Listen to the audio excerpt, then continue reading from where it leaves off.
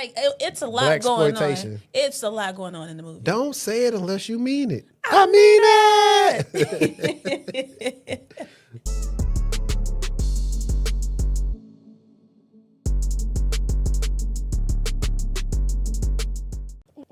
You are now watching the Techtual Talk, hosted by AC and Cybershortieee.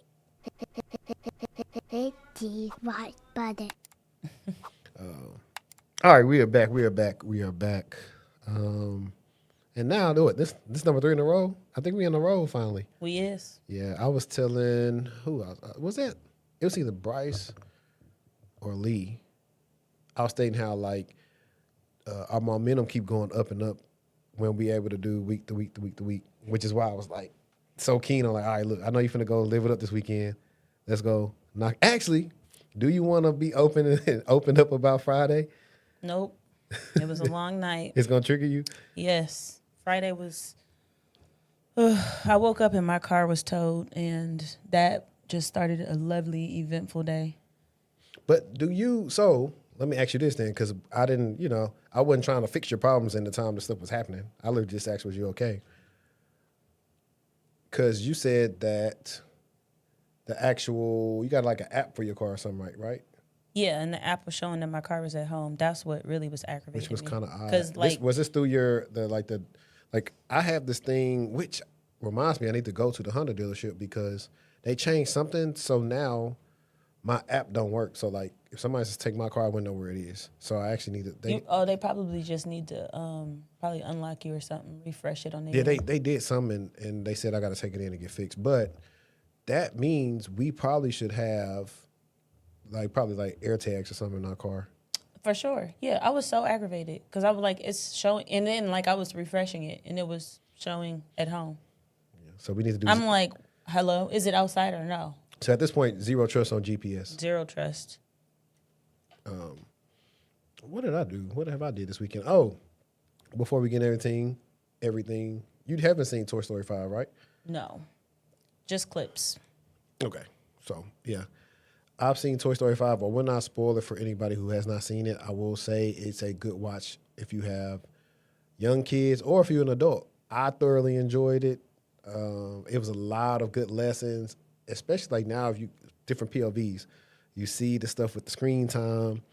You see the gist of how to teach a child about who's a real friend and who's not when it comes to the digital life. Also, kids, being kids, using your imagination, playing with toys. There's nothing wrong with it. I think it's a good thing. It's something I'll actually see by myself. What is your favorite Toy Story now that you've seen that? Wait, 5. 4 was when they was in the toy store, right? Toy Story 4 is when they was in the toy store? They was in the toy store a couple of times. They were in the toy store on number 2. And then on number 2. Yeah. Remember, they were stuck in a toy store where Mr. Potato Head said, I'm a married spud. Is that the one where Barbie was introduced? Or yeah. Was she? That's the one I'm thinking about. Okay. Yeah, you got number 2. Wait, so what's 3? Andy? 3 is Andy is going to college and or not Andy, Jesse. What's the one where they was 2? So all of that happened in 2. Yeah. Okay. 3 is Andy's going to college and he's getting rid of the toys and they went to a daycare or something, right? Sunnyside. Yeah. Okay, I'm hip. We always have fun at Sunnyside. I really like number 2. That's probably my favorite one with Jesse and then the guy who had to come and fix Woody. Yeah, I'm going to say... Number 1's good too, though. Number 1's OG and number 2. I'm going to probably say number 1 from the time I replayed 1 and 2 so much. 3, I was actually pretty old when it came out to where my younger siblings, Same. That's kind of like their first intro to Toy Story. And so they wore that movie out. That's why I could text them right now and say, we all have fun at Sunnyside. And they'll start laughing. Because now they're all grown. They're 18, 21, 22. And then 4, I saw 4 when I was grown too. My sister wore out Fat Albert. She wore that out. That's my movie right there. She wore that out.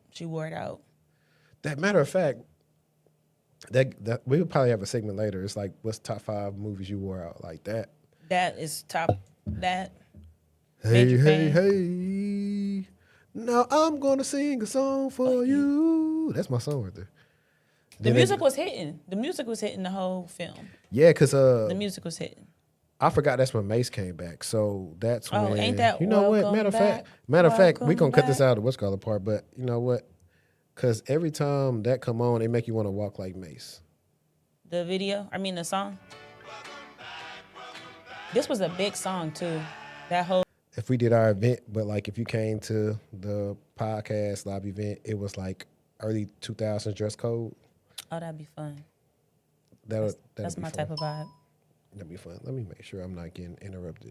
But, Jerseys, big clothes, Air Force, and some Air Force Ones. Yeah. Matter of fact, Shorty got on some white Air Force Ones today. Only thing she don't have on is the gum bottom. Literally. Used to go in the store looking for them specifically. Wasn't even getting no other pair if they didn't have the gun bottoms. Yep. They was hard to keep clean too. But yeah, let me put our topics on for us today, guys. Let me go back up here real quick. It might cover my face a little bit, but I don't care.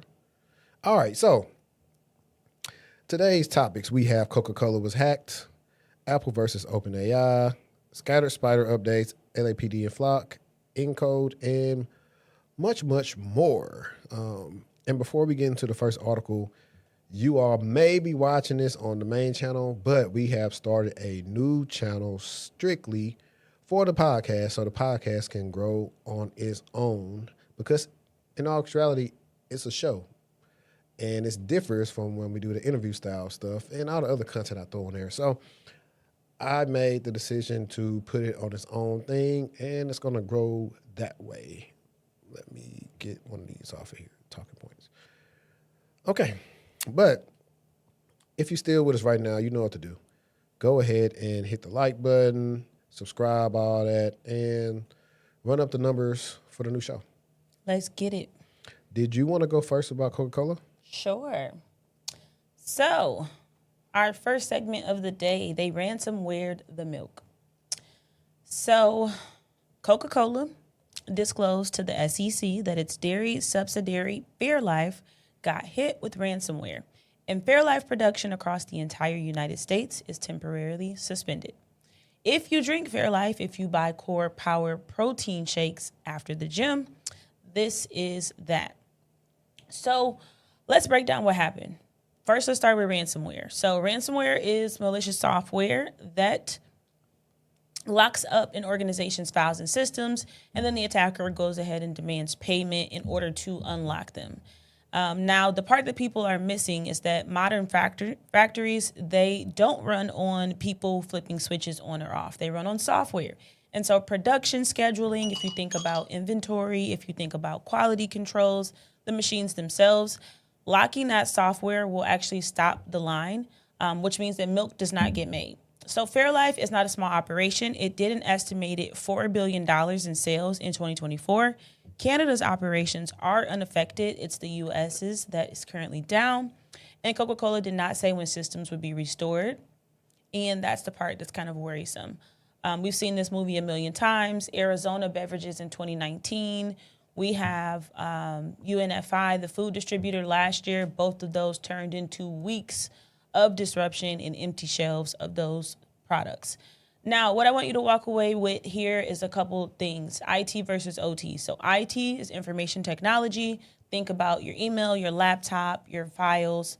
OT is operational technology, and these are the computers that actually run the physical machines. And so when IT gets hit, you're going to lose data. When OT gets hit, things stop moving in the physical world for these companies.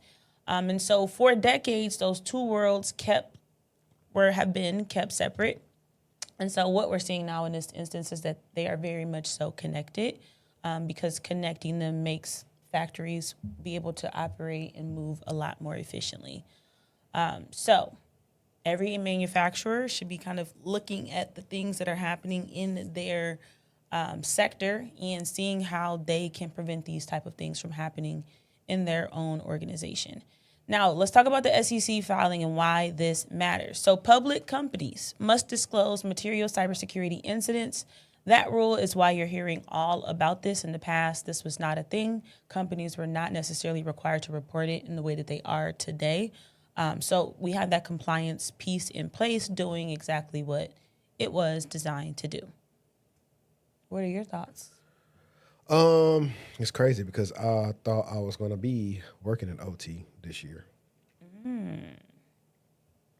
But yeah, they're typically supposed to be segmented, but if you are not running your scans and doing stuff the right way, this is what can happen. And also, the way that you protect IT systems is different from OT. Yeah. Like, for example, you can go do like a quality scan or whatever, but when you got anything that's connected to an OT environment, man, if I want to say it's like called scanless, but they have certain type of tools where it's not actively scanning because it can stop production. Because of when we supported Disney, you couldn't run scans on a network because you could possibly stop a ride, somebody die or something like that.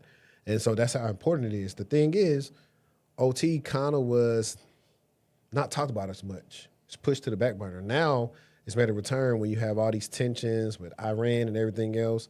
Like a lot of that stuff that Stryker hit would what I think it was like health tech that people can use, but it's going to eventually get to the OT parts, your traffic lights. A lot of people, when they think about OT, they think about the power grids, but it's our food as well. And food, that's scary. Yeah, stop production on anything. Food, what were we talking about? You was talking about sprinklers, like anything that's operationally hospitals, tech-driven. Yeah, all that stuff. All the things that are critical. Warehouses. So if they got to get some logistics. I think the hospital part scares me the most because people are in there fighting for their lives. They're fighting to save people's lives. And granted, manufacturing is important. Let's talk about utilities. Hey, they hit the energy company. Now you can't. Now your air don't work. Forget now the you can't air. get no water. Ain't no electricity. No electricity, water. No internet. So when you start really peeling back the onion of OT, it's scary. And why it's important, I think that's why people should take notice of this. Now, you know the crazy thing is, when I was searching to figure out what to name, like potentially name this episode, I was like, okay, let me type in Coca-Cola hack. It wasn't too many videos. I was like, why isn't stuff that is this important not highlighted as much as it should be on YouTube or anywhere else? So I was like, that is odd that is not up there. I think that this is a good area for folks to kind of consider diving into, learning more about those industrial control systems, those different solutions, and also looking at a 8K, which is where they would describe whatever the cybersecurity incident that occurred for that public company. So a lot of great things to kind of take away from that article. Yeah, I don't drink milk. And a friend of the show, you got to meet him last year, Gabe. Mm-hmm. Gabe works for OT Gabe's company. The only person I know who does OT. Yeah, him, and I think I might know one more. I know one more person that I haven't had a chance to get him on the show, but it's so hard to get into OT. Like OT is, if you luck up and get into it, you'll have a job forever because everybody doesn't have OT experience. Like you could have knowledge of it, but it's one of those things where you can't make a mistake. And Gabe a big dog. He done soared. He always been like this. Shout out to to Detroit. What up, though? Oh man. But so last week we actually talked about OpenAI and Apple and the blunders that they had when it came to controlling their assets, confidential data, et cetera, et cetera. Now we see there's an update on that. So let's talk about it. And I kind of put all this, so let's see. Everything here is an allegation from Apple's complaint, nothing proven. OpenAI has said publicly it has no interest in other companies' trade secrets. Here's what's new. Apple alleges that Chang Liu, the engineer who left Apple for OpenAI, kept assessing Apple's network storage weeks after he stopped working there, and the way he allegedly did it is the part that matters. Hang on. What am I looking for real quick? Give me a second. Oh, you're looking for a sound? I had to go find that. Apple says he exploited a rare, previously unknown authentication bug in the complaint's framing that's a 0-day. A 0 day is a security flaw that a vendor does not know about.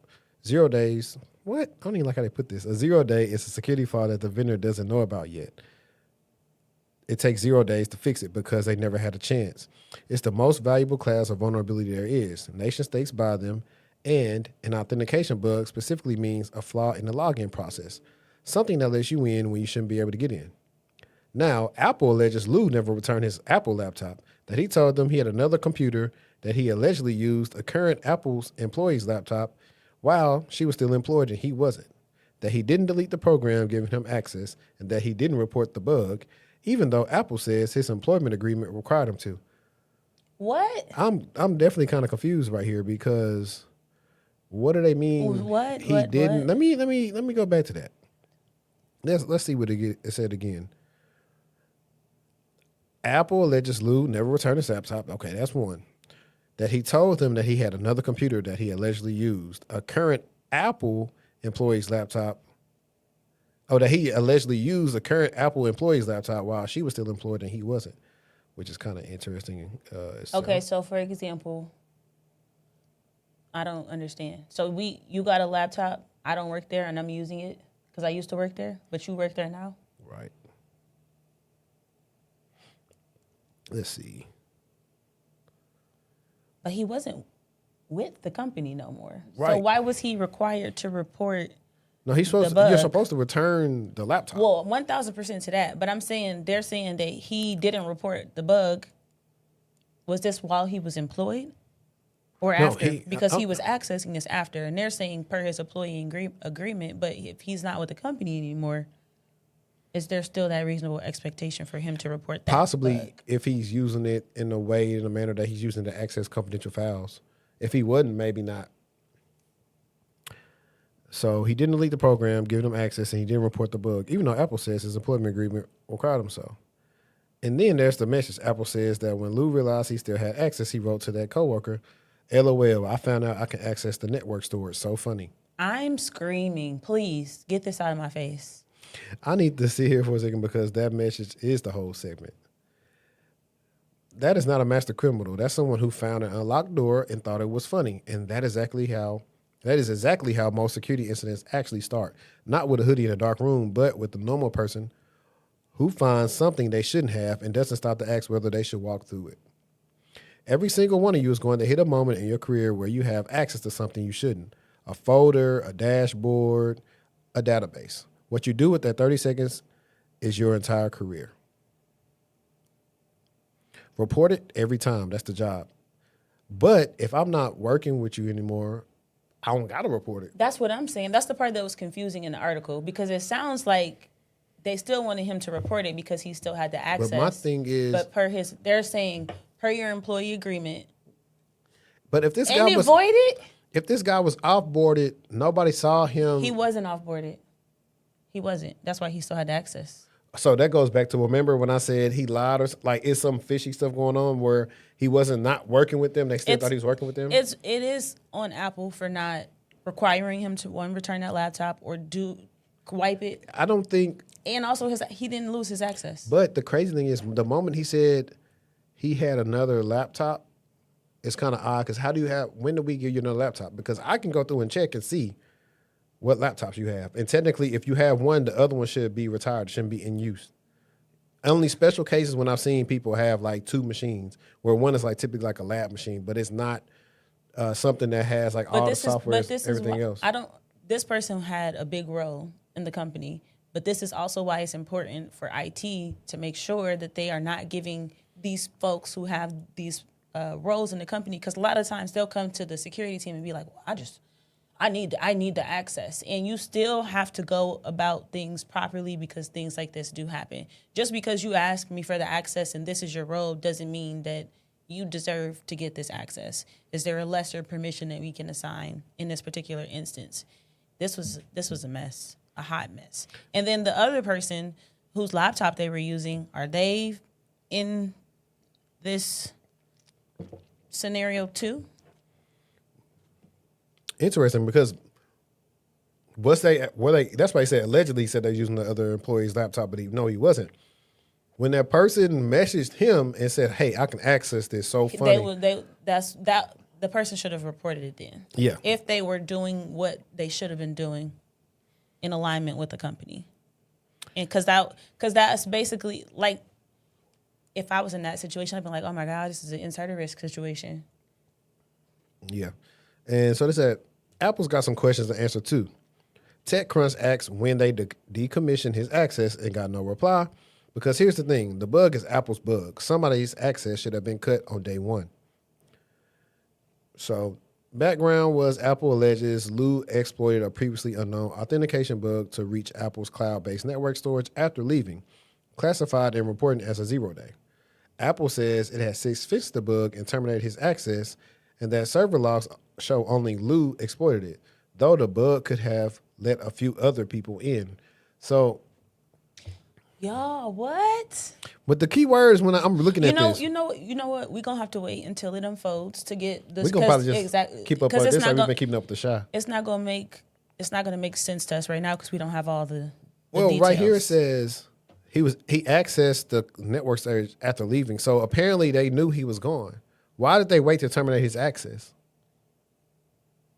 The larger question is, why was his access not terminated when he left the company? That's what I just asked. Yeah, like that's the big question, and they dropped the ball there. And additionally, the unreturned laptop claimed to have another computer used. Co-worker Yuting Pen's Apple laptop while she was still employed, and he was not. Failed to delete the access program, failed to report the bug despite employment allegations. So it's actually on Yuting, not the guy who left. That's what I'm saying. Ping. Both of them are insiders. Period. Both of them. Alleged. An insider post working there and an insider that actually works there. Let's take it further. With them names, how we know they're not working with, what's the competitor to OpenAI in China that everybody was trying to go use their stuff and download the LLM? I can't even Look remember it up the if name. you can remember. It's like China's LLM, China's ChatGPT. Where we at? Apple wouldn't answer how the bug worked, how it was exploited, or when it cut off his credentials. So we've been talking about this the whole time, but offboarding is a security control. This entire alleged incident traces back to access that outlived employment. DeepSeek? Yep, DeepSeek. That's not exotic. It's the single most common gap in corporate security. 0 days aren't only for spies. The mythology says nation state. The reality is sometimes a guy who noticed something working that shouldn't work is a problem. Logs are what turned this into a case. Apple's whole ability to allege who did what comes from server logs. No logging, no story, no lawsuit. I think that this is a really, really good article for folks to be sharing with their team at work, especially because you do get those requests from said VP who's making it an urgent priority for you that they need this access. But again, this is a prime example of why we have the things in place that we have in place. Just because you want it doesn't mean you need it. And also, what do we have in place for these protected users who are accessing content in our company that is the most confidential and and it has the most business risk if it is exposed? That's a mess. Yeah. Not only that, I think this is a good way of use cases. I've seen times where I've seen the emails, hey, so-and-so didn't return their asset. Like the best thing we could do is like if they try to connect it. That's what I'm saying. It won't access nothing. But he wasn't even using it, so it didn't matter. Now, His laptop never mattered because he wasn't using it. Now the thing is sometimes is, so what people do is they're not connected to the network. They know that they could possibly log on locally. But once you log on locally, you shouldn't be able to do anything or access anything on a computer without being on the corporate network. And that's why you got to contain it. Because time they try to do it, they should be called and say, hey, you can no longer use your machine. Mm-hmm. So definitely pretty interesting. Hopefully we'll see an update for next week so we can kind of just keep on with the case that keeps on giving. But I thought that was pretty cool. It was a good update. Did you want to talk about the Mac malware real quick? Yeah, let's get started. So the malware that holds your Mac hostage until you type your password. So the Macs don't ever get viruses. That era is over. It's been over. Let's talk a little bit more about it. Researchers at Group IB, I hope that's IB or 1B. Yeah, IB research. Okay, researchers at Group IB found new Mac OS malware called ClickLock. It steals crypto, login credentials, password manager data, browser data, and it installs a backdoor for ongoing remote access. But how it works is one of the meanest things that we've read all year. So you will land on a web page and it will show you a verify your human check. Looks like Cloudflare. It looks legitimate. There's that progress bar so you can see the whole nine. And then it tells you to paste a command into a terminal. Now what? We need that broken record sound there. Terminal is, if you're not familiar, it's just a text-based command line on your Mac. So whatever you obviously will paste there, your computer will do it with no questions asked. Now, a real human verification check will never ask you to open any terminal. Not once, not ever. The researcher said it plainly. Any page telling you to open terminal is trying to compromise your machine, no matter how professional it looks. Now, the lure has a name. It's called ClickFix. It's everywhere right now. Now, the coercion part, once it's running, it pops up a fake Mac OS password box using your real username and a real Apple icon, so it looks legitimate. And if you cancel, it doesn't give up. It sets itself to relaunch, and then it starts killing your applications. Finder, Dock, Terminal, Activity Monitor. You have your system settings, your browsers, over and over and over, several times a second, leaving nothing on your screen but that password box. And Group 1B says the loop is configured to run for roughly 83 hours. Oh, my God. Imagine that. People can't even stand 10 minutes of that. 83 hours is a really long time. So that's 3.5 days. It will sit there and fight you for 3.5 days until you give up and type in your password. Now, if you kind of listen to this article, there's no exploit here. No 0 day, no admin privileges. The researchers were explicit about what kind of happened. The malware works purely through social engineering and forced interaction. So it makes your computer obviously unusable, so unusable that surrendering that password in this case is what feels like the fix will be. So this is more of a psychological attack. The numbers are at least 100 systems and 33 countries since May when Group IB published. So not a single security vendor on virus total was detecting it. So a couple things to take away here. One, never paste a command into a terminal that you didn't write or fully understand, especially not because the website told you to. Two, if your Mac goes crazy and demands your password while everything else is dying, do not type it. Hold the power button down, force the shutdown, boot into safety mode, and that is coming straight from the researchers who have worked on that fix. And number three, text this link of this episode to whoever in your life has a Mac or a crypto wallet right now so that they can make sure that they are protecting themselves. Yeah, that's kind of what happened here. Yeah. I'm just glad that Mac is finally getting some flack. Because forever, Macs don't get viruses. Mac, no, it can't. Yeah. And that was the funny thing. I think once I started... I'm never going to lie. I used to believe it. Well, once I started working in environments where you had Pre-tech. Mac OS and Windows, and I started seeing like Macs would get adware and other little stuff too, I was like, the only difference is just more people use Windows. So at the time, what was happening is just attackers were writing more stuff for Windows. Mm-hmm. But as time went on, now they're getting a little bit, tricky and just pretty much going against the human like they have to do with everything else in order to attack Mac OS. Because, I will say, for the most part, it's pretty secure, though. It's going to ask you about any and everything you do. Do you approve this? Put your fingerprint down here. Do this. Give it access, which, Windows does now, too. But I know in the past, it definitely was a little bit loosey with the controls. Mm-hmm. So, all in all, I think if you do have a Mac, that is something you need to watch out for. I don't have time for that. But 3 days, 3.5 days. I'm just thinking about somebody. But why are you posting stuff in the terminal? You ain't never used terminal before. I would never do that. This is the type of stuff you got to tell your some grandparents might have Macs, but this type of stuff you got to tell your grandparents, your aunts, your uncles.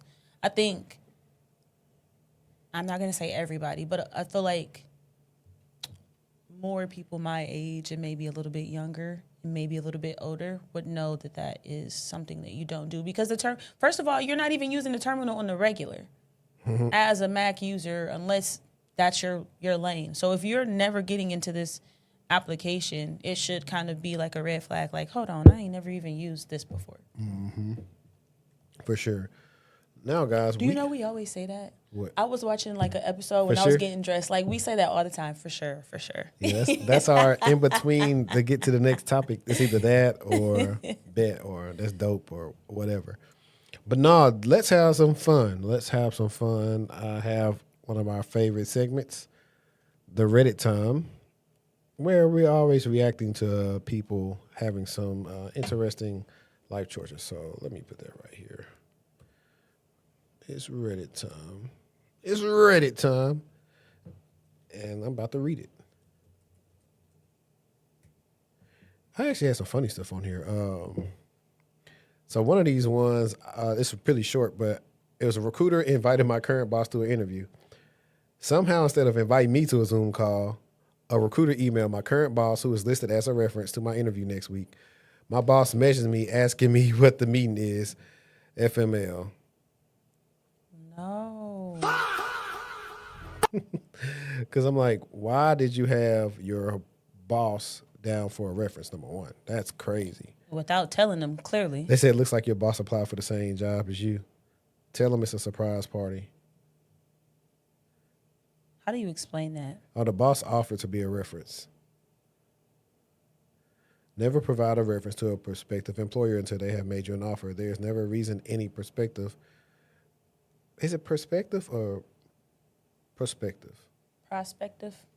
Because I feel like, They probably spelt it wrong. yeah, and they making me sound bad. Yeah, they may ask for them, but you have to be firm and say that your references are a precious commodity and you do not want them called out of the blue unless there's a serious Who is offer on the calling table. references? People do. Let's see. I'll reject your rejection.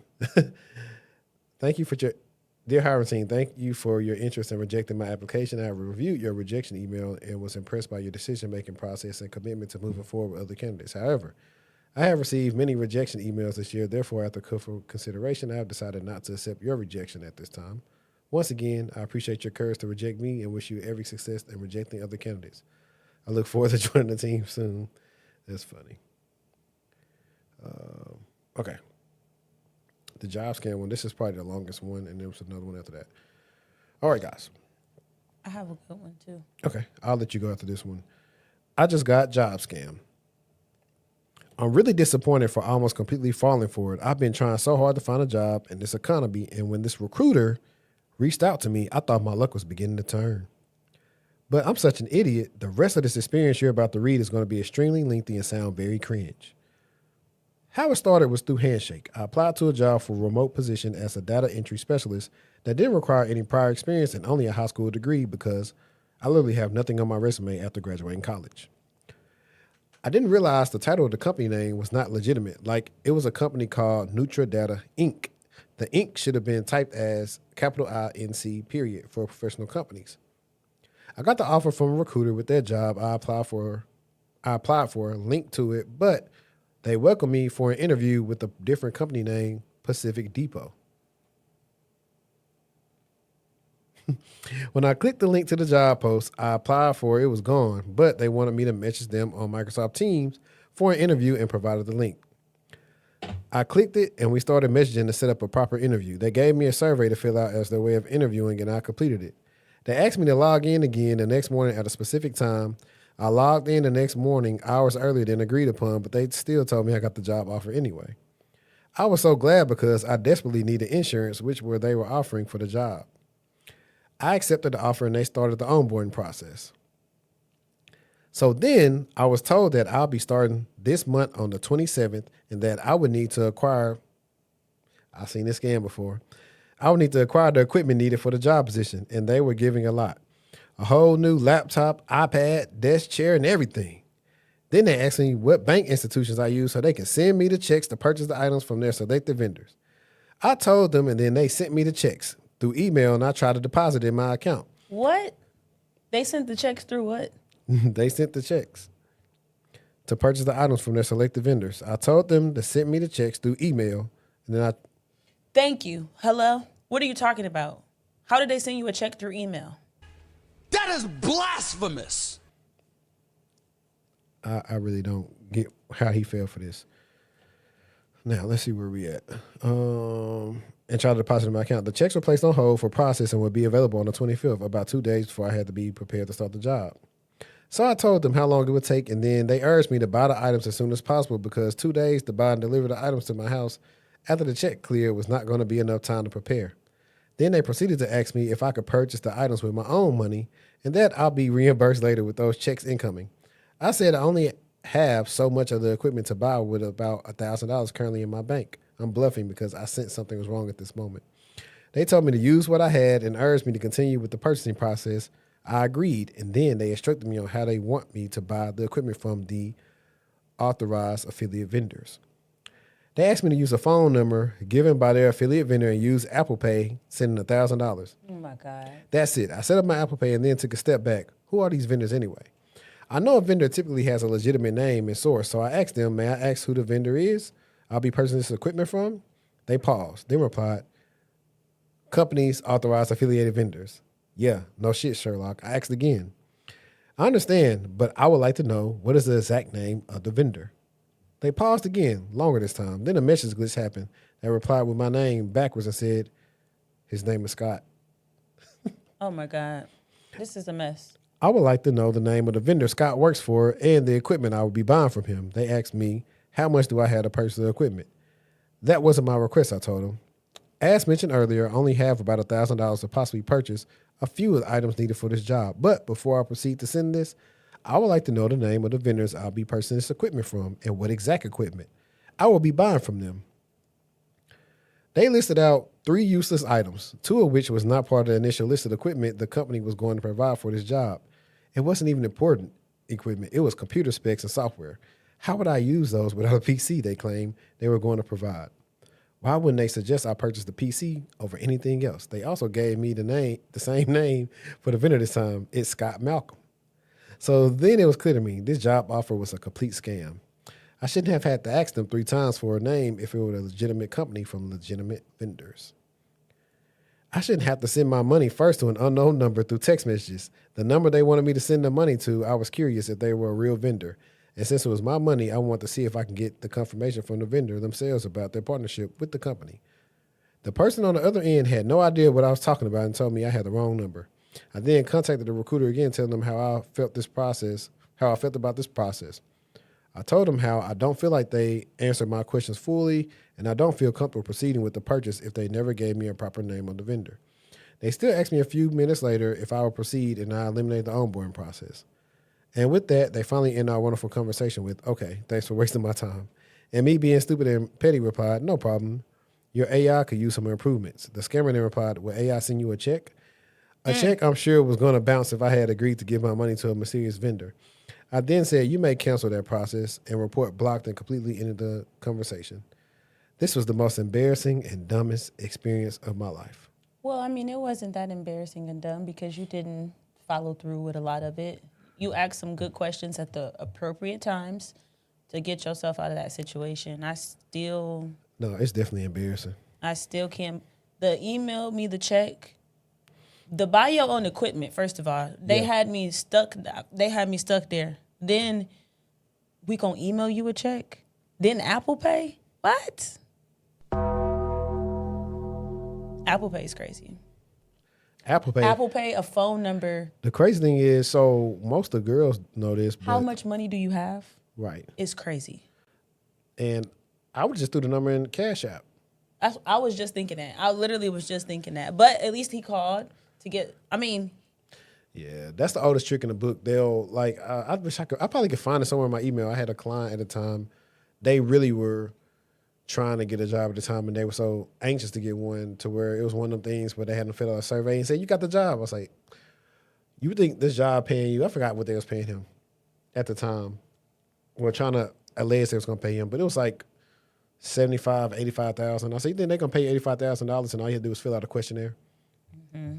I said, this is not legitimate. And he was like, dang, yeah, you're right. I should have known, but I think I was just anxious. Yeah, I know, Genuine. But, good things come to those that wait. If a company's trying to send you a check to buy something, no. Mostly, you would never have to buy company equipment to work for somebody. If anything, they have these different type of ordeals where you get these allowances to where you could buy stuff for your home office and then they'll reimburse you, stuff like that. But it's not to really do the job. It's like, oh, I want me a computer desk, or I want a new chair. I feel like that's illegal. What? What they were trying to get him. I mean, duh, the whole thing was illegal, but I feel like that's illegal. Yeah, they like there's got to be some.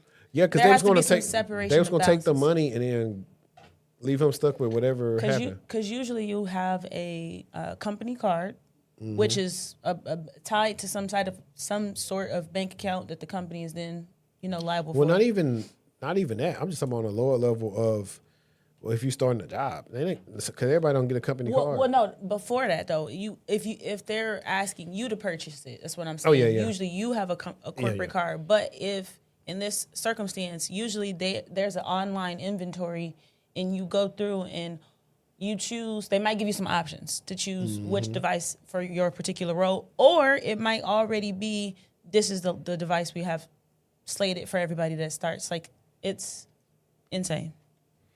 Nah, facts. Okay, I have a good one.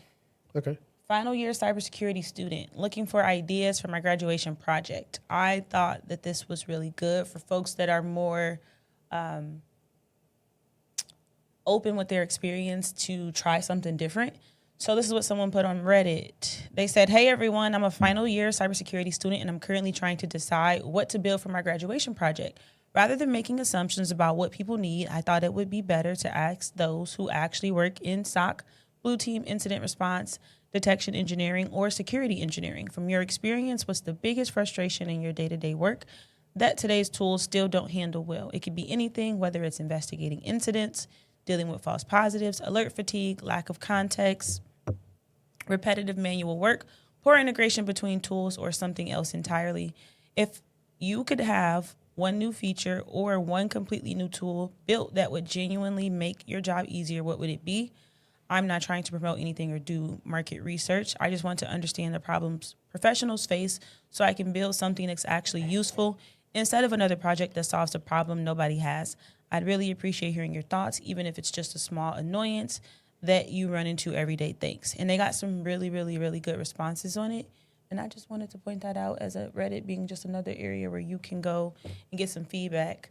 You could as easily post this type of stuff on LinkedIn and hopefully get some responses as well. But I thought that this was a dope use of one's time to try to because this person is lucky they can even pick their projects. Yeah. I mean, so what I also tell this person is that just because the problems may have been solved already, don't mean it was done the right way. Mm-hmm.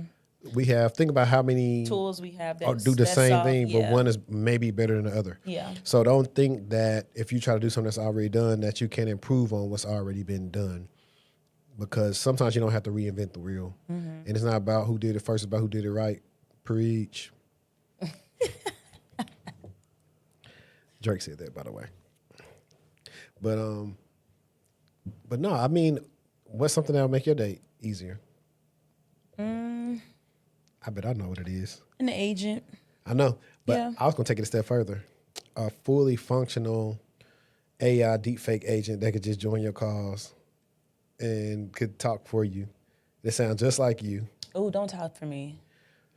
You would be, let's say, for instance, you would be sitting over there and you're looking at the agent and it's you, but it ain't you. But you listening, but you talking back through the agent. That way you ain't got to be on the call for real. I like And the agent is listening better than you because it's listening.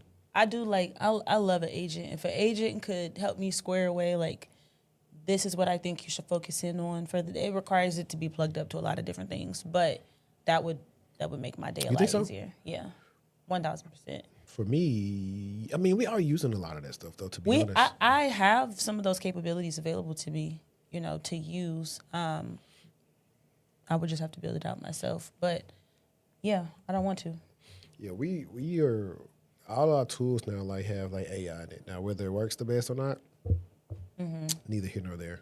But I don't know. Now, personally, for me, I need a good agent that could do marketing for me that I don't have to do all the marketing. Preach. So if I can do that, that'll definitely help me, which I know I probably could. It's just a lot that got to go into building it out and connecting it so it sends out everything when it needs it. But the hard thing is No matter what different AI tools there are, whether it's the Opus or any other tool, it never gets the cuts just right the way that I would probably like them, or that would resonate with whoever's watching the content. So it's one of those things where you always got you still need that human touch. human in the loop to kind of go through everything and see how it's playing out. Let me see. Did I have one more for Reddit time? That was a long Reddit. Oh, this was a good one. So the question would be, do degrees in cybersecurity create incompetence in cybersecurity? And here's the Reddit. 5 days ago, I was legit the first graduating class in the U.S. to have a BS in cybersecurity. My first job was at a Fortune 500, and everyone was shocked to see me in the room because it's historically been for people halfway out the door, trying to retire with 5 to 10 years of fatter paychecks. I quickly learned that while the concepts I learned in school applied and were valuable, this was also because no one took security seriously at all. So the best practices didn't really exist or weren't real known. We're talking early 2000s. My best friend happens to work for a major insurance company in the cybersecurity department. We've had plenty of long conversations, and basically it comes down to the fact that the more companies who are hiring younger security people with BS degrees, the more incompetent those companies are in their security department, and the less coverage and payouts they end up getting because of this. I disagree, but let's keep on going. These days, your 20-year industry experience is far more valuable, and everyone knows the core concepts around security just being in the industry that long. So not only is the degree oversaturating the market, it's also making companies less secure in general, as managers put blind faith in someone with a diploma that says they're an expert over the experts that paid their dues through decades of experience. I'm curious to what other people think about the quality of work you get out of graduates. I always discourage getting a cybersecurity degree and think everyone should get a much broader one because especially I think it's bad to start off in a niche education when you don't even know what security really is. In many ways, and many may want to go down a different path after they have 5+ years in the industry. Disclaimer, I got out early for greener pastures and you know the insurance people, so I'm curious if you see this in person. Half my information is hearsay. Hey, the first comment said, after reading this twice, I still have no clue what you're trying to say. Just because you get a degree does not mean you're an expert. I don't And really. just because you have 20 years of experience also does not mean you're an expert. I don't really understand it either because some of those people will come in and get rotational programs, don't mean they're an expert. I can also confidently say just because you were 20 years in don't mean you are an expert. You probably the last 10 years been BSing. I don't think that, I don't agree. That's what I think. I don't agree with them. Nobody agrees. Yeah. It doesn't make sense because like I said, I've worked with these people that's been there a long time and they're not better than the people that's labbing every day. So how in the world, like, you know, a lot of policy. And then that I think it's coming from a perspective that assumes that all cybersecurity programs are treated the same, and they're not. And he's basing this off of when they came out of school in the early 2000s versus what it is now. Yeah. I mean, companies don't want to pay the extra for seasoned security professionals. That's why there are so many juniors in these roles. Hardly see why that's the cyber degree problem. The degree is blamed because it's easier to blame the little guy. Sure. I saw someone with a Sec Plus dox themselves on Reddit using a black highlighter on the cert. And I'm just like, damn, some companies putting their faith in that dude. That doesn't mean that. Another where a guy going for cyber BS didn't know if something was phishing when it was the VP contacting him and 100+ others from a random Gmail account and not a company email. Another where a guy said 8 gigs of RAM was useless for finance school and light browsing, not realizing what the speed was or how well optimized it was with the hardware, and he got dragged in the comments. That's IT. Well, I the was same just point. about to eat that one up. Yeah, so it's like, I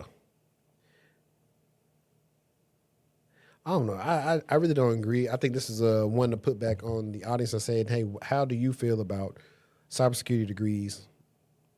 Do you think they're incompetent or not? Which I don't. I just don't. I really wish I could talk to the person because he's probably older. If he's talking about early 2000s, I was 18 by 2010.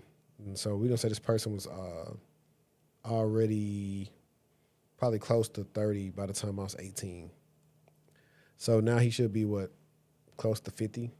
So they got a different perspective on things. So I really don't agree with that because it doesn't make a lot of sense at all. He didn't really, it was more opinion based. It was really nothing that stated that why that person couldn't do the job. Like, because he was talking about, like you said, theory and concepts, so you don't know things, but you don't know what some people did in school, which is right here, plug in SNHU.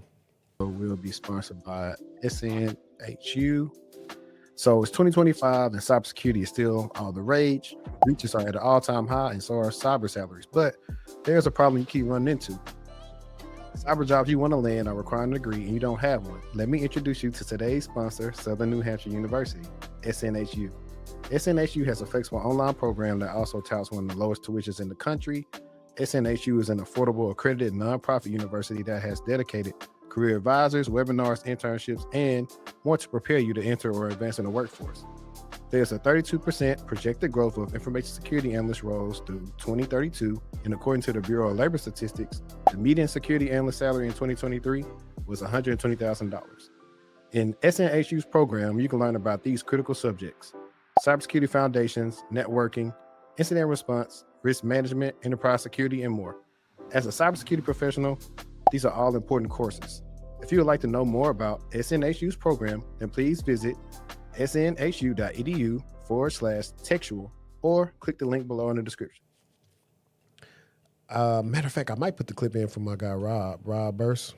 Mm-hmm. We were having a client call the other day, and we were talking about how he was enjoying SNHU so much with their program and how he's actually doing things with the program, and he is learning stuff, and it's not just all paperwork and certs. And I was like, cool. That's what I'm glad to hear. Again, back to that article, all programs are not treated the same. All programs are not supposed to be the same. Some stuff is supposed to be quick, fast, and easy for you. Some stuff is supposed to require more from you. Facts. Did you want to get on Scatterspider? Yes. All right, so 5.5 years. Scatterspider gets sentenced. So the UK's National Crime Agency announced that 2 young men have been sentenced for the cyber attack on Transport for London, the agency that runs the Underground, which is their buses, and really just the whole city's transit system. Tala Jubair, 20, from East London. Owen Flowers, 18, from Walsall, 5 years and 6 months each. They were both leading members of the group known as Scatterspider. Scatterspider has been one of the most disruptive cybercrime collectives over the last few years, and their signature isn't elite code, it's actually social engineering. If you're a long timer here, we have talked about them time and time again, so hopefully that rings a bell. But they are notable for calling help desk, impersonating employees, SIM swapping phones to steal the codes that are text to you. The FBI's cyber division said exactly that. Data extortion, SIM swap, social engineering, same thing as one of our segments that we kind of talked about today. Now the damage is 27,000 employees had to physically go into an office to reset their passwords. 148 systems went down. 29 million pounds in losses and recovery. But it's which systems that got me. Dial-A-Ride, the service that provides transport for vulnerable Londoners, disrupted. Concessionary travel cards, Oyster photo cards for children and young people. The refund system, so people were out of their money for even longer than they would have been on a normal circumstance. When people picture a cyber attack, they picture a corporation losing money. Look at who actually got hurt in this particular circumstance. We have disabled individuals who couldn't book their ride. We have kids who couldn't get their travel cards. The most vulnerable users of a public system are always the ones who feel an outage first because they are the ones who usually have fewer alternatives. The NCA said if the attack had actually shut down the transport network, the estimated cost to the UK economy could have been up to £56 billion. When Flowers was arrested, he was at that moment in the middle of hacking 2 American healthcare companies. Investigators seized laptops, towers, hard drives, USB sticks. One laptop had a screenshot of network connectivity to TFL infrastructure. It also had videos he had recorded of his partner accessing TFL systems during the attack. So they recorded themselves, obviously. Obviously, they kept it. They both pleaded guilty on the morning they were due to stand trial, and the NTA credited TFL for something specific, engaging law enforcement early. They said that these convictions likely wouldn't have happened otherwise. Reporting early is what helped this case be made. Now, these are 2 young men with real technical talent who are going to spend their 20s in prison. Nobody wins here. The NCA points people toward a program called Cyber Choices. It exists specifically to help young people with these skills use them legally. I learned about this in school. If you're listening and you're young and you're good at this, there is a legal version of every single thing that excites you about using these different technologies. Bug bounties pay, red teaming pays, CTFs are free and legal and fun. The line between the highest paying career in tech and 5.5 years is authorization. So kind of think about that. This is only the second UK prosecution too, under their Computer Misuse Act, which is crazy. Him being caught in the middle of hacking 2 companies, also crazy. Hey. Cyber Choices, kind of cool though. Yeah. Imagine what type of gurus they got there. You know, I always be like that, but sometimes I do. While you were reading that amount, I want to see how much 56... how much it was in American dollars? I actually did that wrong. Yeah, so 56 billion pounds in US dollars is $75 billion. Ooh. That's a lot of money.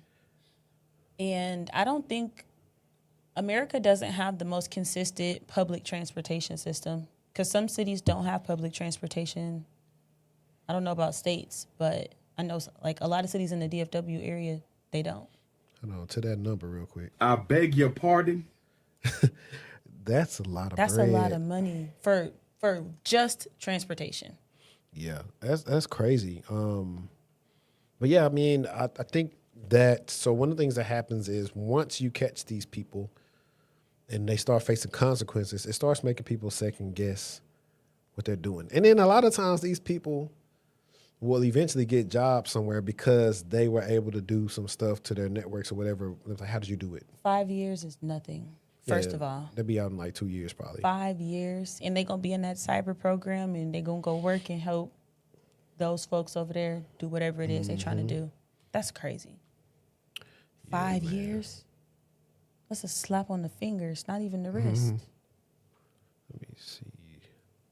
Speaking of that, let's switch the mood up real quick. Let me go here and let's have some fun. My ear is itching. What that mean? Put it in the comments. What does it mean when your ear? Ain't somebody talking about me? You finna get some money. No, that's your hand. Let's talk about, and we should have did this one right after what we were talking about with when I was talking about SNHU with Full Sail University. But let's have some fun and talk about our favorite generation. All right. This is what we mean when we say we're losing recipes. Gen Z, professionalism really goes over their heads. All of those skills that millennials and previous generations learned, Gen Z and, the other generations following them, they are losing the recipes, the art of professionalism. Now, not all of the antics, but there are some skills that are important in the world of being a professional and showing that you're grown up. So right now there is a video of this girl who looks pretty young, so she's presumably Gen Z, who is crying about how she got this dream job and the dream job rescinded their offer. So basically, she's already quit her current job in the state that she's in. She's already packed up all of her stuff, got a brand new apartment in a state across the country. Okay, she's 3 days away from moving into said apartment across the country.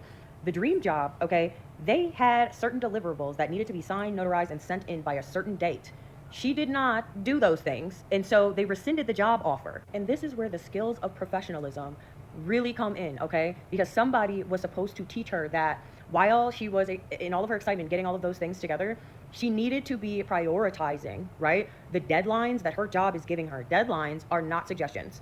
They don't give you a grace period when you are getting paid to deliver a product by a certain date. Now, we all know that most of the process of getting a job these days is some BS, but the gist of the other things like having deadlines and schedules and such, that is to show that you are able to meet deadlines, because when they start paying you for this, you're getting paid for that. That's your job. Like, y'all are forgetting the way that jobs think, right? There's so much ethos, there's so much like ethics and emotions that are being placed into the professional field. And it's not to say that that's wrong, but at the same time, emotion doesn't necessarily live in business, right? So when you are trying to think about how a business is perceiving you as an applicant, you have to think about how they think about their business structure and their business model. So historically, hiring young people isn't good for business. Why? Because the turnover rate is way too high, so you have to spend a lot of money in training new people who are constantly coming in the door, right? You don't have like a sound person in that position then, so that creates instability in that section of the organization. Like there are levels in which one employee can create an entire domino ripple effect up and down the chain in the organization. So it's not just about you in the couple of days of grace period that you feel like you might need. Again, that's something that you communicate, because at the end of the day, what your business, what a job is thinking is this person going to be reliable? Is this person going to be somebody that I can count on and make sure that I don't have to hold their hand so that my business doesn't fall apart? No, she is actually. It actually starts at home. But look, she actually is saying what the guy thought he said. The last episode? With the cybersecurity degree. In the sense he was talking the about skills. the people coming in and they don't know this and theory. That's what you're saying. And I agree. This was on X before too. A guy lost out on the offer because he didn't follow up on the email or something he got. And I'm here to say, if you get an offer, check your email regularly. every minute, every hour. Yeah, for real. Like, if you don't understand what they're going to send you, talk to the recruiter, send them a text, them, call them, hey, can I expect, what type of documentation can I expect? When will it be here, et cetera, so you can make sure you did your part and not them. Like, let it be on them, not you. Because that is something to teach. But it goes back into, let's maybe cut the young lady some slack. Maybe nobody in her family had a corporate job. That's why I just said it starts at home, too. And maybe she was never even held to that regard and that standard. Yeah. But I think it goes being to that. on time, that stuff you learn at home, you know what I mean? Timeliness and following up, and how back when we were coming up, you used to actually call a job. I'm checking up my resume. You know, it was different. And some of our folks are still telling us to call the people and follow up on, and that ain't even a thing no more. But a lot of that stuff can be learned in school and can be taught at home. Yeah, I would say initiative though. Remember that I word, initiative, where your ear itch. What is tea? And you got on green. But it's one of those things. Like my baby brother, he's getting ready to start his job, I think like 2 weeks. I was always like, hey, they send you anything else? What you got to sign? I'm on them because, hey, you missed something. Hey, sorry, you have to go to the next training class. The next one, like, so people think when they get the offer, it's done. It's not. And I know I feel bad for her because she was ill advised. It was to a move. good lesson learned. Yeah, it was a good lesson learned. It's a tough lesson learned. It's a tough lesson. I'm sad she had to learn that lesson, but she ain't gonna do it again. Yeah, you know what I mean. Yeah, just poor baby. But what y'all think? Have y'all ever got a job offer rescinded because you didn't fill out your deliverables? No. Why? I was so thirsty for the job. Hey, when you on your knuckles and you trying to get them, you is like you said, you checking that email, you emailing them. Look, hey, you said you were gonna send it today. I didn't get anything. Just making sure. That's yes. Yeah, no, like dead ass. When I was about to start at McAfee, I was at LA Fitness, right there on Main Street in the tollway. I just happened to go check. Like it was either about to play ball or it's in between games. I looked at the phone. Email. Hey, this is so-and-so from so-and-so. Hey, when can you meet? Today. No, for real. And when you are, what do we call that? Ready? I'm on a more magical word.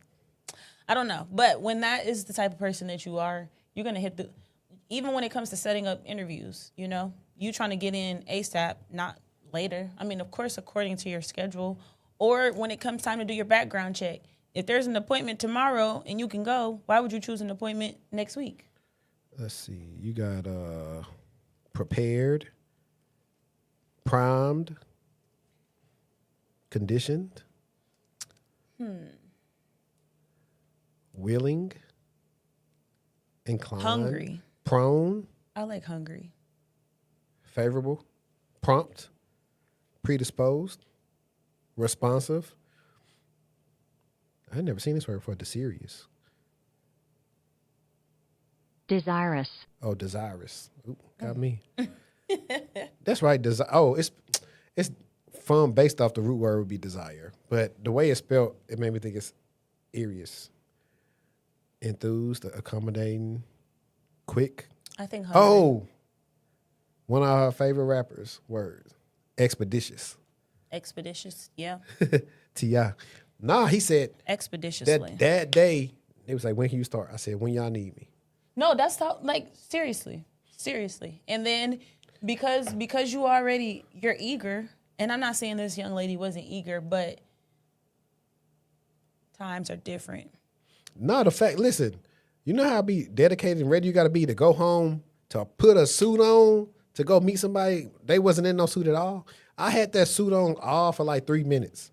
And then also too, we getting back to a lot of because my brother just got a new tech role and he interviewed in person, and I'm like, bro, I've never interviewed in person for a tech role. That's crazy, real crazy. Bit me back right there. While we are on the job topic, I thought this one was pretty good.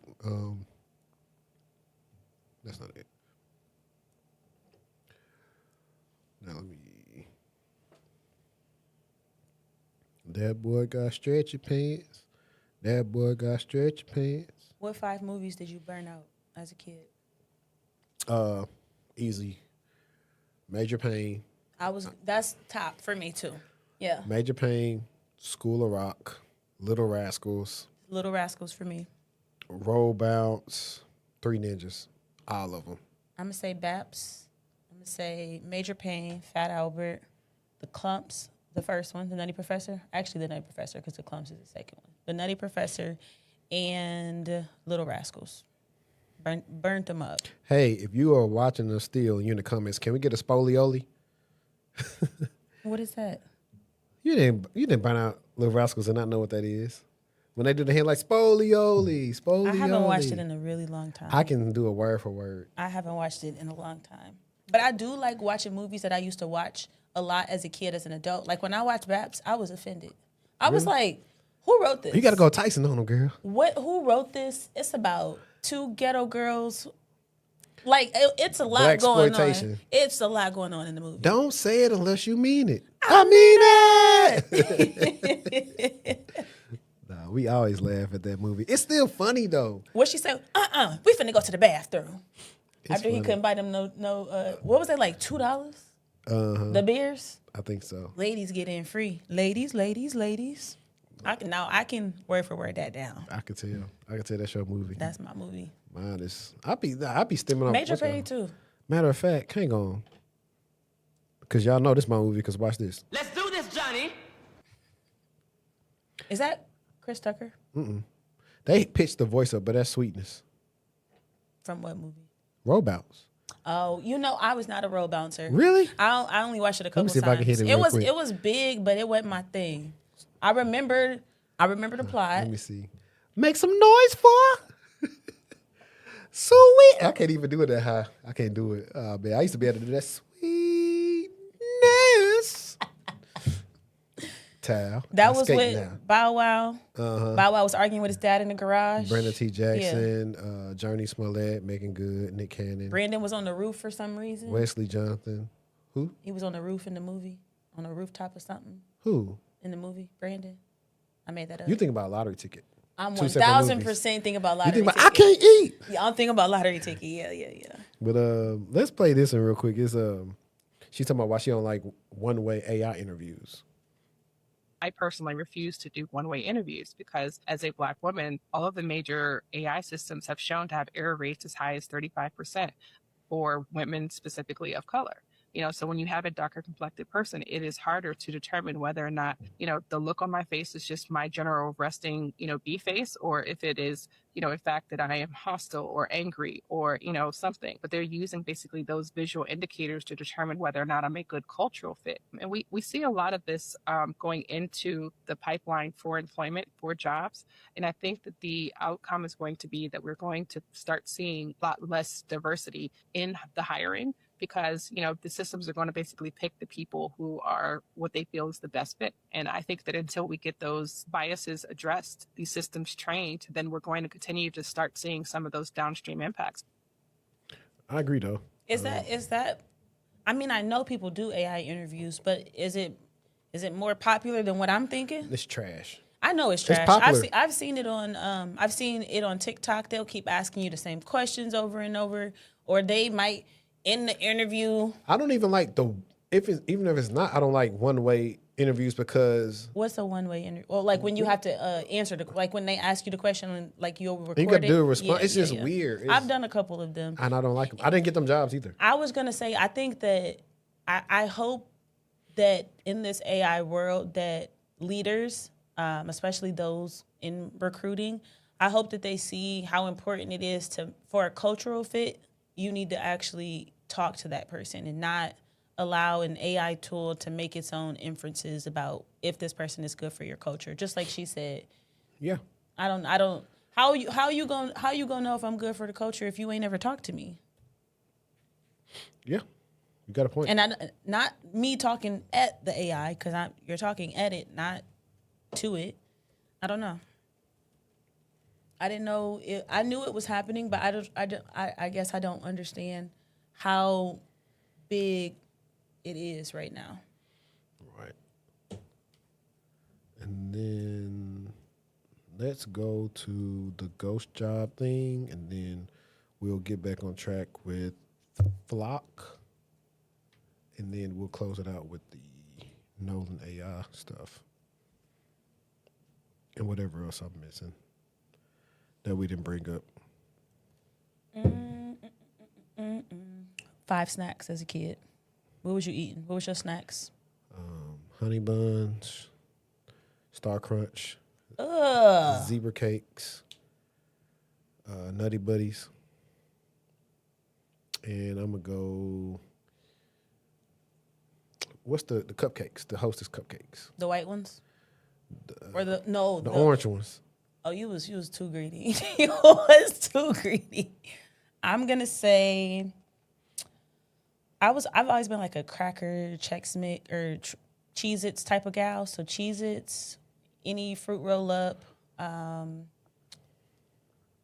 popcorn, cherry heads, and I was like a pickle. I was I'm not even gonna go pickle because I still eat pickles.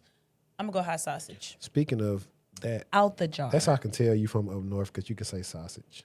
Oh yeah, my grandma can't. You ever ask somebody from down south to say Sausage. sausage? Yeah, they can't say Yeah. sausage. Sausage. But nah. Speaking of, since you said cherry heads, Oh, I used to bust them down. what about lemon heads? I was more of a cherry head person. And then what about warheads? grape heads. Warhead. You didn't like warheads? No, I'm telling you, cherry heads, grape heads. I could do apple heads, the green ones. I didn't really do the lemon ones like that. I also hate the chewy ones. Get them out of here. What about bubble tape? Gum? The one I was a bubble gummer. What about the Big Chew that like tobacco with his gum? Any gum. As long as I can blow a bubble with it. What about ring pops? Yes. ate Push them up. pops? I was a push pop kid. The orange ones. Because What about- it was like a low key, like a sherbet. What about Nick and Sips? You know something that's like little wax candy. They had like little juice in it and you Yes. can chew on it. You could chew on it. Yep. They should sell them at like Save a Lot. What about not Chico sticks? They like butter. It's like these like zebra like type of candy. Caramel apple suckers. Oh, fire. One of my The green faves. ones? Yeah. What's it called? Were you a Skittles or a Starburst person? I could only Purple Skittles. I can only do sour Skittles. And really I just like to like suck the sour stuff off and be done with it.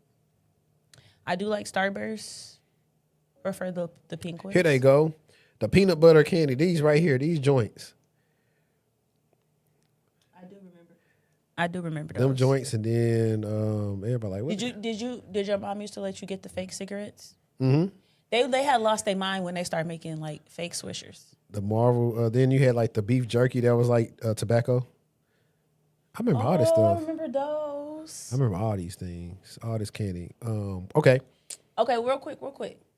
Peanut butter and jelly on the wafer thing. Did you used to eat those? On the wafer thing. On the graham crackers. Sorry.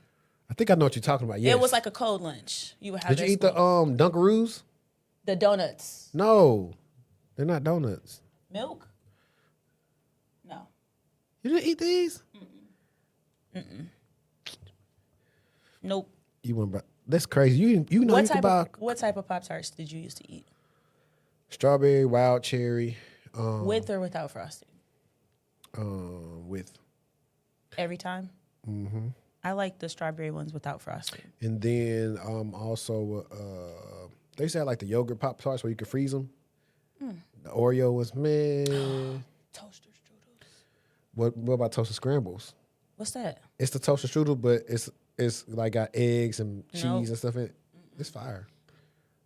Eggo. Buttermilk or home style? Blueberry. You too freaky. I had a blueberry Waffle House waffle the other day.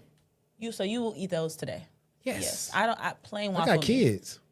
Plain waffle me. Anything. As a Shoot. kid though, I used to eat all of that stuff on them. Chocolate chip, banana. I'm You not got going. pancake on the stick. I mean, I used to tear that up with the little sausage in the middle. Yeah. crescent rolls. Shoot, I'm right down the street from Cheddar's right now. What you mean? Oh, I love cheddars. Hey, them little. Ooh, hey, ooh. hey, who? Okay, we are right here. Who decided that? Hey, we ain't got to feed these black people all something. Just get them some rolls, and they gonna be full off the rolls. They not gonna be eating nothing. The rolls are so good. Because why is starch one of our arch enemies? And how much bread they give you at Texas Roadhouse should That's what be I'm talking illegal. about. It's so yeasty. Man, it be good. It do be good. You be like, Logan's bro, has good rolls. when I tell you, anybody who loves starches, they will love Zelly. Zelly love for some starch. I'm a potato girl. We have to like, hey, listen, She like potatoes and chips. Like, you better eat that chicken. You're not getting no more fries. At this point, it's like you barking up the wrong tree. For real. Let's play this one real quick, and we'll get back into it. This is about LinkedIn and ghost jobs. Word around the net is that Texas just launched an investigation into LinkedIn. If you're new here, my name is Dalita. I was laid off at the end of last year from corporate and have been struggling, like many others, to get back into I already sped that the thing corporate up. world. Excuse my dog. So the Texas General Attorney is investigating them over ghost jobs. If you haven't heard, if you haven't been on LinkedIn, or if you have, you most likely have heard of ghost jobs or have encountered one. So ghost jobs are generally roles that are posted or reposted online, and the company has zero intention of filling them or even hiring because they're fake jobs, just there for whatever reason that the company may have.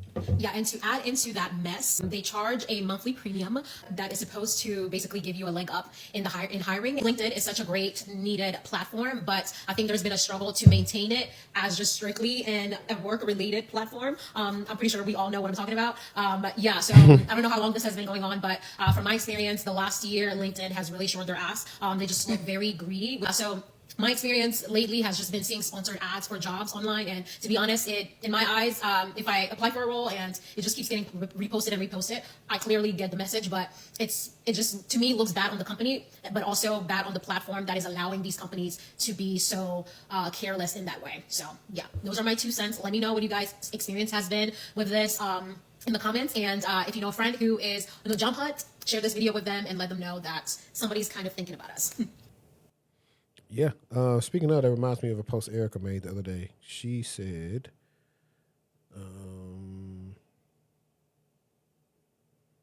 where is it?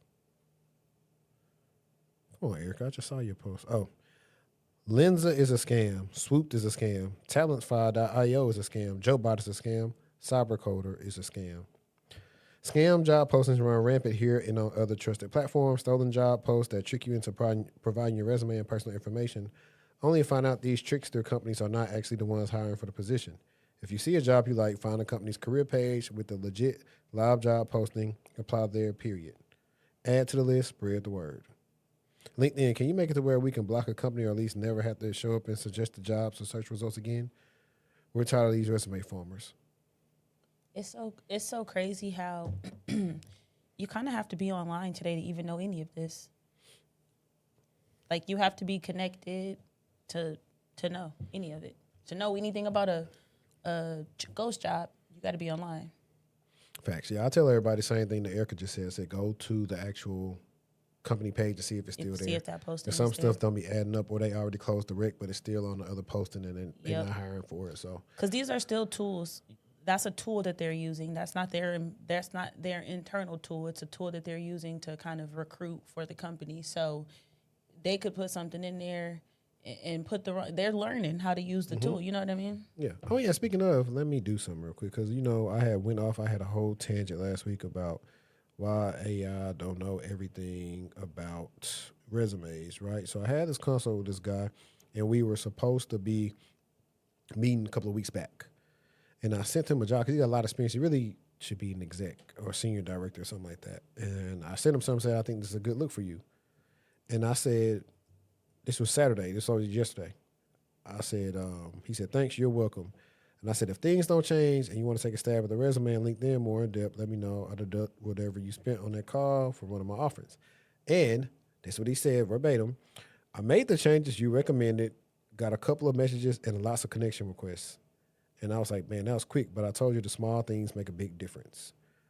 And that's what people don't realize about their pages. Because this guy, if I was to show you, watch this. Shorty don't even know this guy. She can verify what I just said. She can scan it. Y'all know me. I ain't got to lie. Mm-hmm. I ain't got to lie, Craig. So, like, now look at this guy's stuff. He was telling me he went a while where, like, he was not getting no emails, no nothing. You can scroll. He wasn't getting emails or anything. And I'm like, bro, you have a lot of experience. Your email should be, like, they should be breaking down your email. And so I kind of just made Did he redo his page? He probably made some tweaks I told him to do. I had him remove some stuff or change some things. I had him adjust some stuff on his resume. He got a lot of experience. Yeah, that's what I'm saying. Ain't no way possible you should not be in another role. I like did he change this too? His headline? I would have to go to our Loom call to see if it looks good now. Or I don't know what it looked like before, but it's giving you enough. I think he had most of this last time too. But he has a lot of experience. But that's the thing. It's just like you gotta tell that good story. What is it? I was talking to somebody. I was saying how, and the girls, y'all can get with this. The perfect little trinkets or accessories can make your whole outfit. That's the same thing when it comes to your LinkedIn or your resume. Oh, for sure. The smallest things, a little changes, whether it's a format change or whatever, or certain words that we remove or add to the LinkedIn can make it blow. I'm going to give you an example. I think mine says cloud security. What cloud? I put in parentheses Azure because somebody was like, well, maybe you should be a little bit more specific into, I love feedback. So I put Azure in, and why are you talking to me about AWS? Does it say AWS? Does it say GCP? Does it say any of these other providers on there? So the little things. Yeah. Because emails are crazy. If it's not listed, why would you be asking me about it? No. And that's facts. That's facts. Speaking of, have you ever seen a movie Denzel had called The Little Things? What's it about? He is I want to say he's a detective, and he's working with this other detective at this accounting. Somebody got killed. Is it for a little girl? No. I think so. There's like a serial killer on the loose. Maybe. And it's called The Little Things. It's like an underrated Denzel movie. It's not like I said, it's not the best thing. And I feel like we talked about that last week, but I can't remember if we talked about it or not. But I know that we are supposed to get back into Flock. I'm reading, or you reading? You. Okay. LAPD walks away from Flock. LAPD, the third largest police department in the country and one of Flock Safety's biggest government customers, is letting its 3-year contract with Flock expire. The reason they gave on record: serious concerns around civil liberties and civil rights, particularly privacy and the data being collected from these cameras. Flock runs automated license plate readers, cameras mounted around your city that photograph every plate that passes. log the time and location, and make that searchable for police. Flock has at least 80,000 cameras across the U.S., and the cameras are operated by Flock, a private company in Atlanta, not by the police department using them. That's the big issue here. This isn't a police database. It's a private company's database that police officers or whoever that they are then able to query. LAPD's CIO said they're discontinuing until data privacy, security, and sharing concerns get ironed out contractually. They're not banning it forever. They're saying not on these terms, and honestly, that's some really good leverage here. LAPD isn't alone. Mountain View, California, South Poland, Maine. Some of those cities cited concerns that federal immigration officials were using the cameras to track people in violation of local sanctuary policies. Now, the part that people should think a little bit more, the part that should matter to everyone, regardless of politics, is accuracy. Researchers have documented a rise in motorists being pulled over, detained at gunpoint, or jailed because of false positives from license plate readers. Just last week, a journalist at The Drive described being tracked for days and then boxed in by police because a flat camera misread the plate on a loaner review car as stolen. A false positive is when a system flags something as a match that isn't. And a spam filter, a false positive is annoying. In a system that dispatches armed police to your car, a false positive can be a life-threatening event. So if you kind of think about who bears the most risk when police approach a car believing that that vehicle is stolen, and for some of us, that's not really a big hypothetical. Now, there's a security story that's kind of in here too. So Flock has had lapses that expose cameras and data.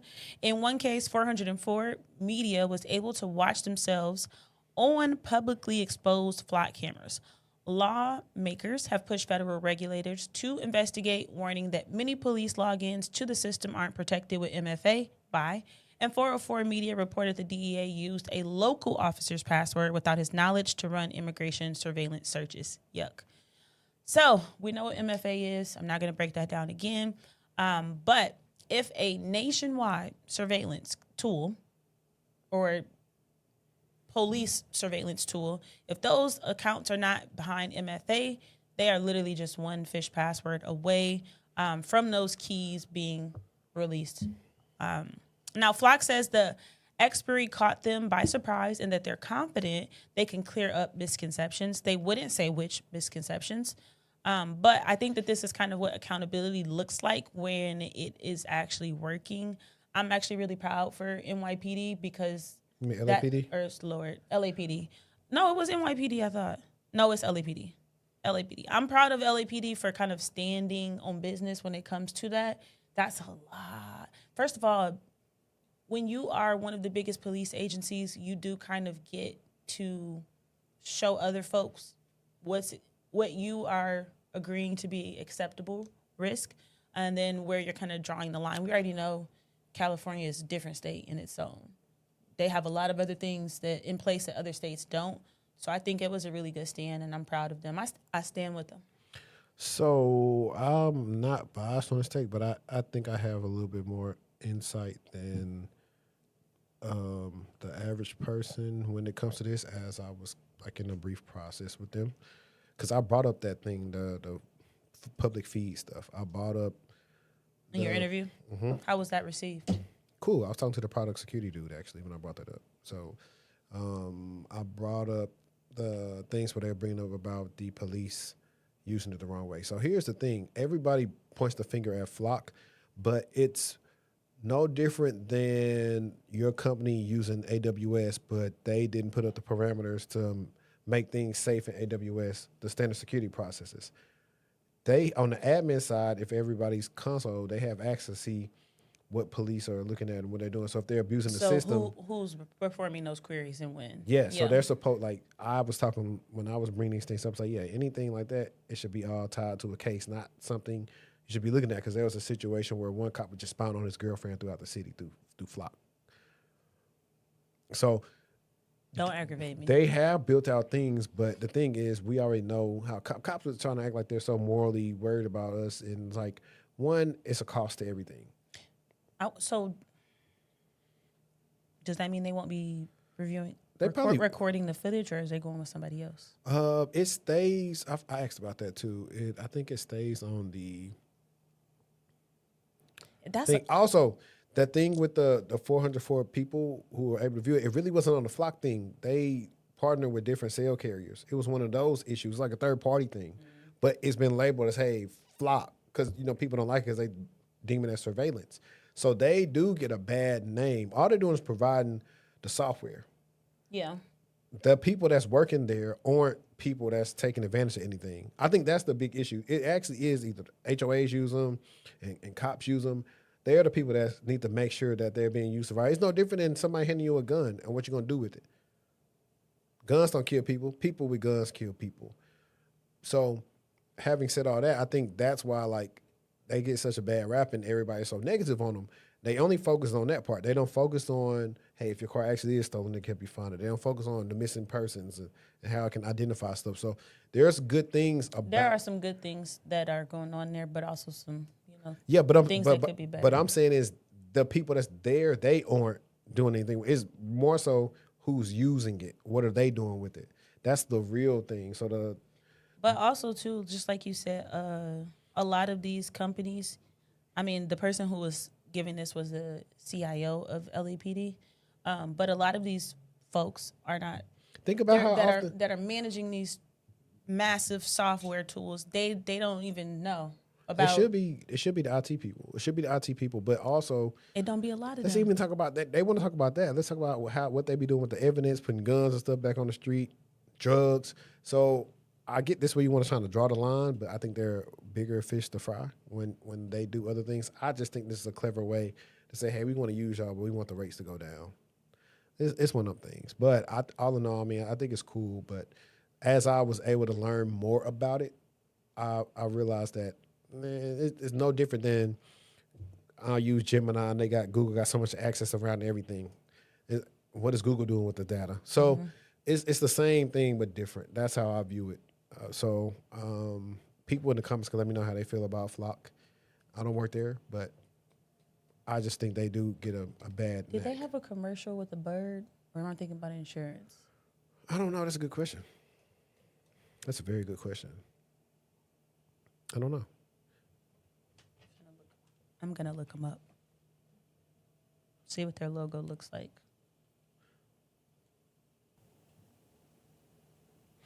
All right. Ernst & Young's breached through a help desk tool.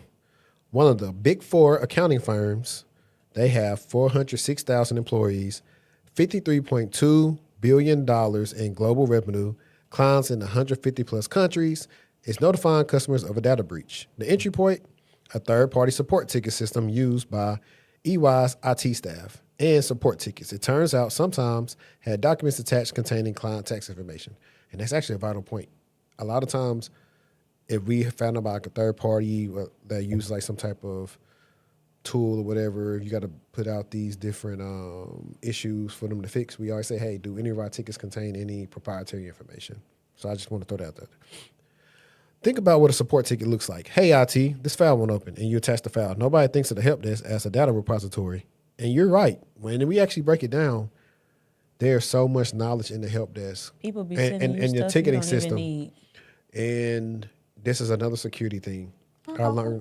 I didn't even think about that. This is a good. I'm feeling this one. Yeah, and it's another security thing I thought about is years ago working at Optiv, the principal guy pretty much not schooled me, but taught me something. When I was like, hey, why don't we submit whatever we're doing for detection rules in Snow? And he was like, well, we don't put in a service now because if we had an insider, they start looking at how we write detections, what the detections about them, and maneuver around them.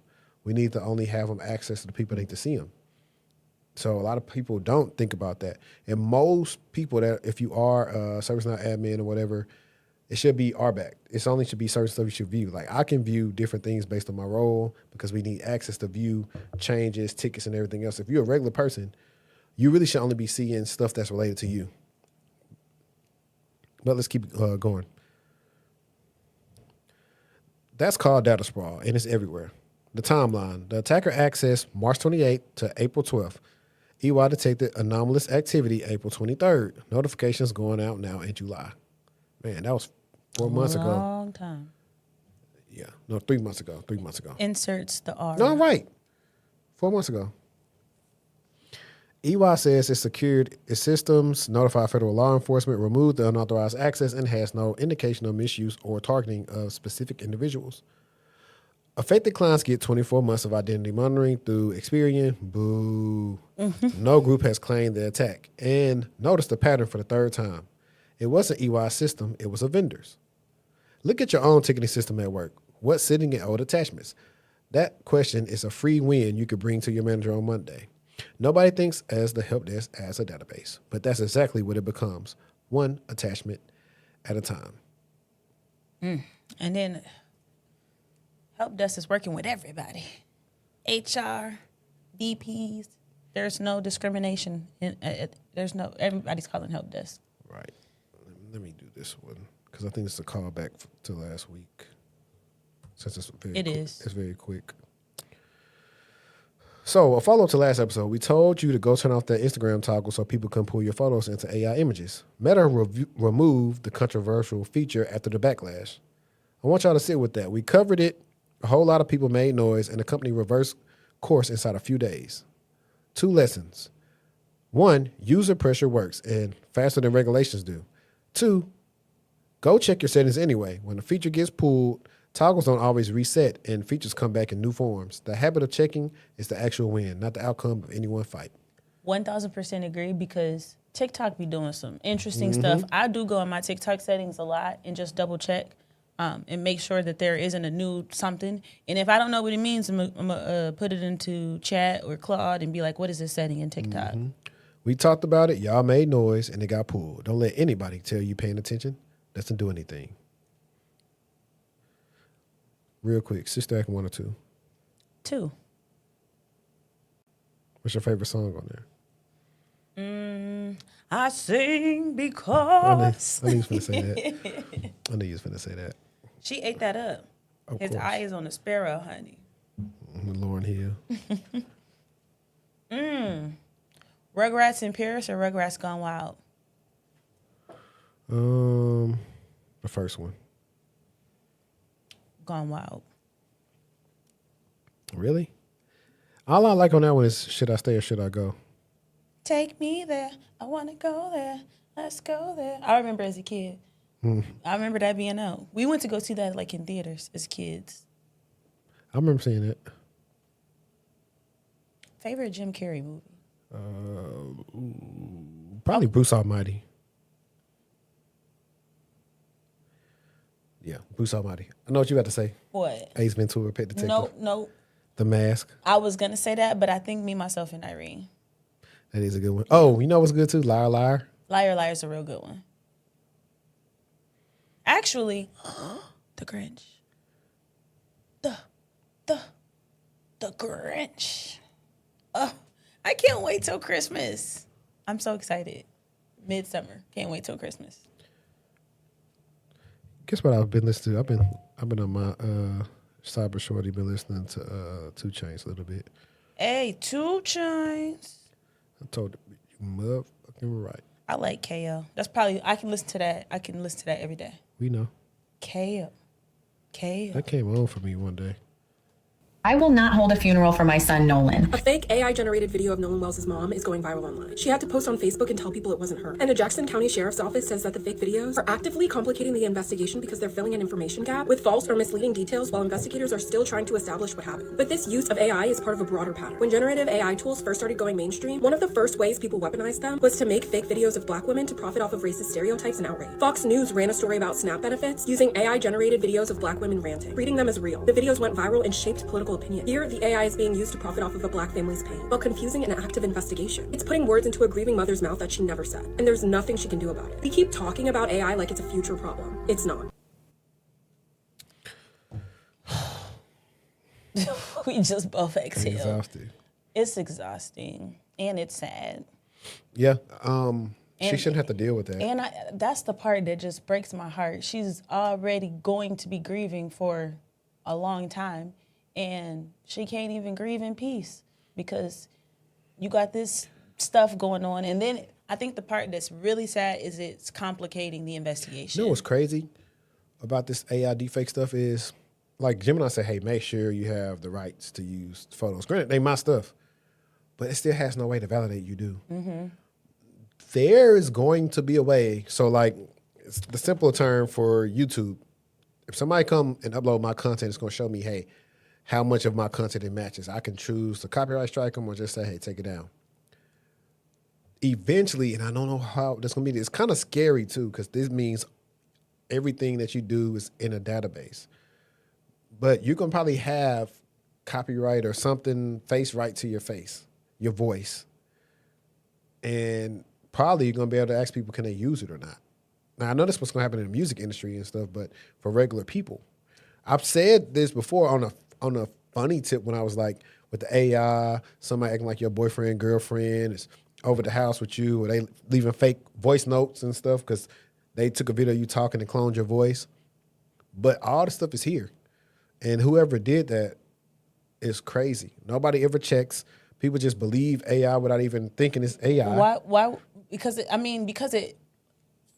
3-4 years ago, we could tell it was AI. We could tell. Mm-hmm. Still, if you are using a lot of these tools, we can still tell, or we have an inkling that it may be AI. But for people who don't, especially the older, more vulnerable population, they see a video and they count it as true. It looked like her. Yeah, man. And that is the other thing about like all these cases that go to social media. You don't know what's true and what's not. This person said they seen this. This is this. People don't understand how you can tell if a video's been spliced up or not. There's nobody asking the right questions. Hey, where's the initial video? And show us the logs. No, show us the hash from the OG video and show whatever y'all showing us. Compare the hashes and see if they the same. Mm-hmm. That's how we know if it's been changed. That's file integrity, digital forensics. So, and I think it might be even become an even more hotter area for folks to work in with all this AI stuff going on. Could be, but the pay gonna have to raise. The pay, at least on the legal side. On the legal side. So everybody should be watching this on Monday. Hopefully y'all are going to start your day, or y'all listening to this in the car, whatever you made to do. Shorty, what you got planned for this week? Nothing. Just relax and getting back on track. I've been Miss Speedy Gonzalez. I just want to sit still for a little bit. What about you? Mm-hmm. I got a lot to do. But these last couple of weeks, I've been so busy. I've been grinding. No clips, but we shall make it. We shall overcome. We shall. Okay, before we go, because as y'all see, Shorty got the buffs on. Oh, my God. She's buffed up. All white buffies. Please. Y'all know the rest. I put on my story, name your favorite buffed up line. From the movie? Yeah, what's yours? I know what yours is, but say another one. That's my favorite line. The movie is so... Actually, whatever day you had commented that little GIF or whatever, I went back and I was watching like some clips of it. It is so urban. It is urban. It is so urban. I know what my favorite line is. What? Hang on, let me look at you and say it, because it's funny if I look at you.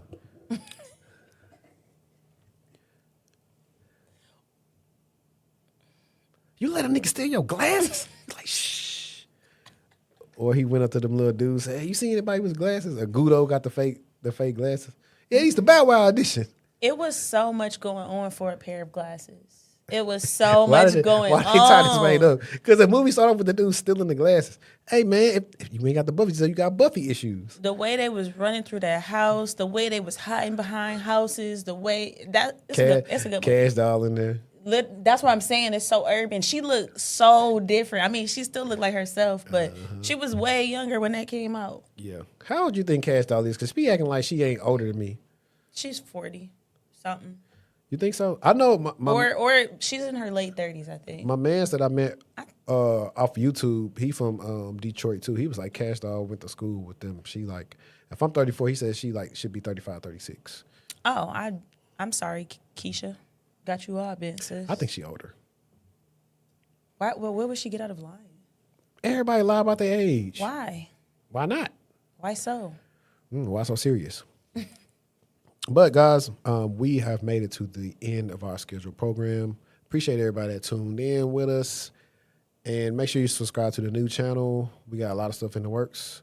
But until next time, we out. Peace.